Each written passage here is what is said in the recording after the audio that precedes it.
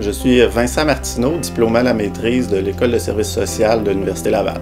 Dans le fond, la pertinence de suivre le cheminement stage et essai dans le cadre de la maîtrise dans le service social, ça permet à un intervenant de porter une réflexion critique sur son intervention. Donc souvent, lorsqu'on est sur le terrain, qu'on intervient au quotidien, on a de la misère un peu à prendre une distance objective par rapport à son intervention puis à être critique par rapport à ça. Ce qui est intéressant, c'est qu'à la suite du projet d'intervention, on réalise un essai. Dans le cadre de l'essai, on fait une recension des écrits sur les théories sur lesquelles porte notre intervention. Puis avec ça, ça nous permet vraiment de prendre une distance plus objective puis de dégager des pistes de relance ou de renouvellement.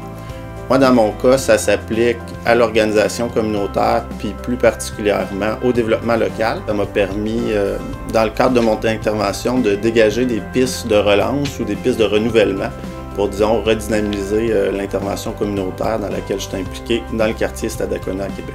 On a pu identifier plusieurs pistes de relance ou des pistes de renouvellement de l'intervention. D'une part, on proposait d'investir plus de ressources humaines, financières et matérielles dans le quartier pour dynamiser la mobilisation de la communauté. On proposait également d'organiser plus de rencontres de réflexion entre les intervenants et les citoyens pour les amener à développer une identité collective et aussi à travailler sur un projet commun. Ensuite, on insistait sur l'importance de mettre en œuvre des projets, des actions concrètes, simples, qui donneraient des résultats à court terme, justement, pour nourrir cette mobilisation-là. Et ensuite, on proposait de mettre l'emphase sur la formation de leaders dans la communauté, des leaders citoyens et des leaders également, des intervenants qui sont déjà impliqués dans le quartier.